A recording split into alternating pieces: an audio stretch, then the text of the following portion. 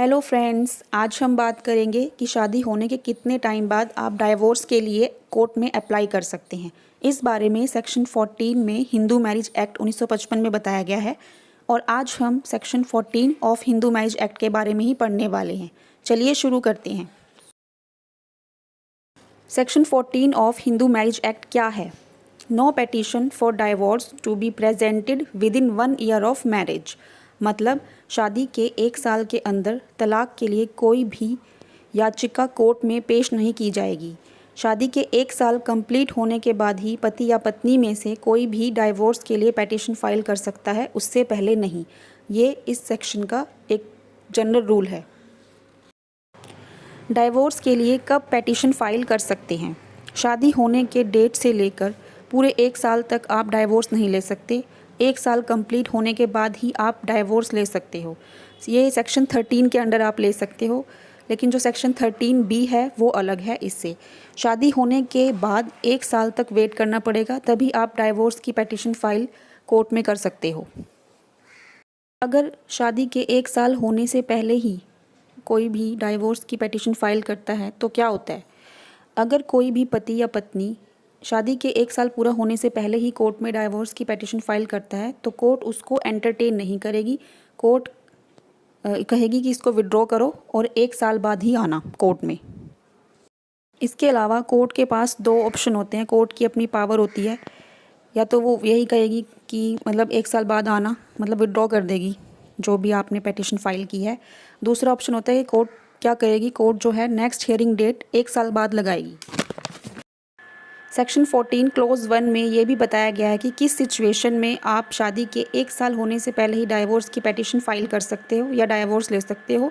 कौन सी ऐसी situations, exceptional situations होती हैं, तो वो हैं हार्डशिप और डेप्राविटी।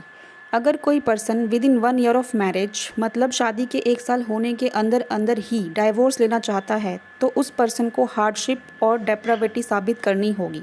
फॉर एग्जाम्पल, अगर किसी पर्सन ने हिंदू धर्म छोड़ दिया तो वहाँ फिर शादी का मतलब ही क्या है? तो ऐसे केसेस में डाइवोर्स पेटिशन फाइल कर सकते हैं 1 साल से पहले। और दूसरी बात, मान लो अगर कोई ऐसा केस है जिसमें वाइफ को इतना पीटा गया है कि वह कोमा में चली गई है और या तो हाथ पैर टूट गए हैं और अपनी शादी होने के 1 साल के अंदर अंदर ही वो होश में भी आ गई है, तो वो डाइवोर्स की पेटिशन फाइल कर सकती है शादी के 1 साल कंप्लीट होने से पहले। तो ये क्या है? हार्डशिप है।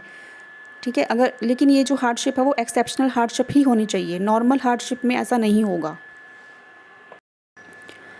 आपको एक एग्जांपल और देते हैं। जैसे कोई हस्बैंड है, वो बहुत ज़्यादा ड्रिंक करता है और ड्रिंक करने के बाद उसने अपनी वाइफ के ऊपर गोली चला दी, तो ऐसे केसेस में क्या होगा? ऐसे केसेस में कोई कोर्ट वेट थोड़ी ना करेगी, या वो लेडी जो है वेट करेगी कि मैं 1 साल का वेट करूं तब मुझे डाइवोर्स पेटिशन फाइल करनी होगी।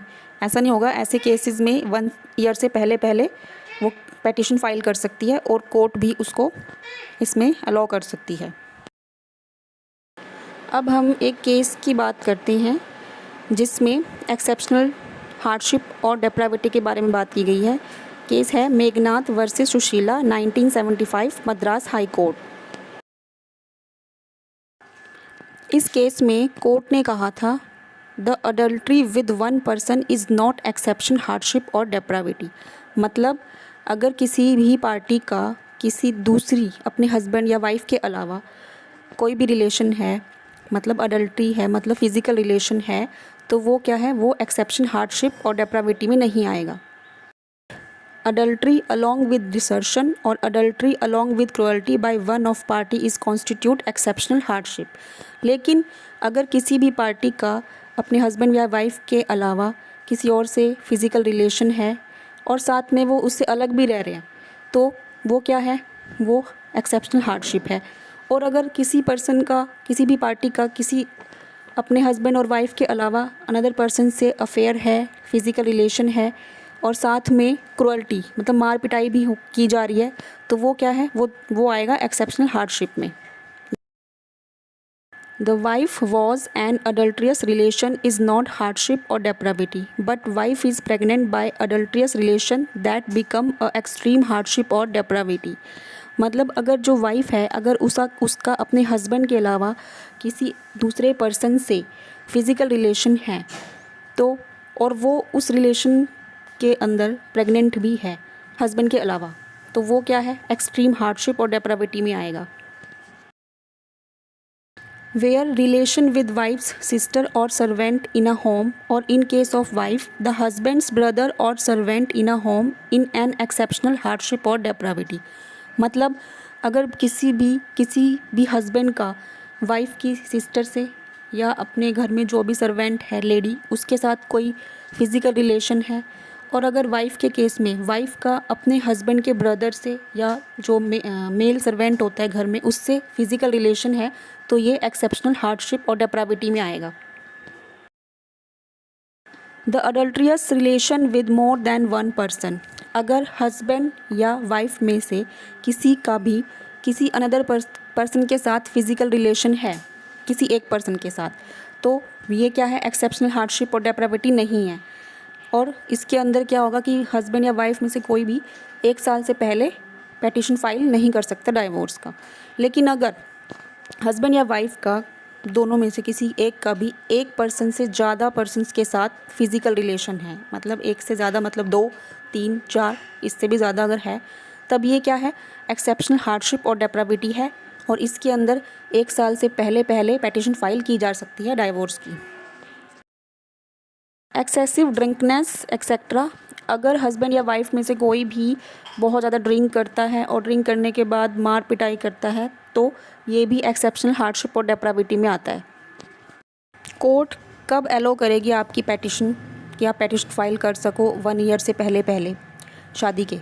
अगर कोर्ट को लगता है कि अगर किसी पर्सन को अपनी शादी में हार्डशिप और डेप्राविटी की सिचुएशन फेस करनी पड़ रही है, तो कोर्ट उस पर्सन की पेटिशन अलाउ कर देगी, और इस पेटिशन पर कोर्ट डाइवोर्स भी दे सकती है क्योंकि कोर्ट के पास ये राइट है।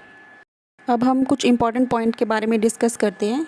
यहाँ पे एक ध्यान देने वाली बात क्या है कि अगर किसी पर्सन ने हार्डशिप क्रिएट की है जानबूझकर, मतलब कि उसने जानबूझकर फॉल्स पेटिशन तैयार किया है, ये दिखाया कि वो हार्डशिप में है, बट वो है नहीं, एक्चुअली में वो हार्डशिप में नहीं था या थी, और कोर्ट को उसने मिस रिप्रेजेंट किया है डाइवोर्स लेने के लिए, तो कोर्ट के पास क्या ऑप्शन होते हैं? कोर्ट क्या कहेगी? या तो कोर्ट कह देगी कि चलो डाइवोर्स तो हो गया, पर वो इम्प्लीमेंट कब करेगी? 1 साल के बाद ही होगा। वो क्या कहेगी कि ये जो कोर्ट जो डाइवोर्स दिया गया है वो 1 साल के बाद ही इम्प्लीमेंट होगा। और दूसरा क्या कह सकती है कोर्ट कि जो है डाइवोर्स नहीं हुआ है, मतलब कोर्ट जो है पेटिशन को रिजेक्ट कर देगी। सेक्शन 14 के क्लॉज 2 में क्या बताया गया है? उसमें बताया गया है कि जब कोर्ट किसी भी एप्लीकेशन को, इस तरह के केसेस में किसी भी एप्लीकेशन को सॉल्व कर रही है या डिस्पोज कर रही है, तो क्या देखेगी वो एक, अगर उनका कोई चिल्ड्रन है तो उसके इंटरेस्ट को देखेगी कि उसका जो फ्यूचर है उसको देख के वो, और उसका जो मेंटेनेंस है बच्चे का, उसको देख के वो डिसीज़न लेगी कोर्ट। और दूसरा पॉइंट उसमें क्या बताया गया है कि अगर दोनों पार्टीज़ जिनकी मैरिज हो रखी है, अगर उनके बीच में कोई संभावना है कि रिकॉन्सिलेशन दोनों पार्टीज़ के बीच में हो सकती है 1 साल ख़त्म होने से पहले, तो कोर्ट इन सब बातों का ध्यान रखेगी ऐसी एप्लीकेशन को डिस्पोजिंग करते वक्त।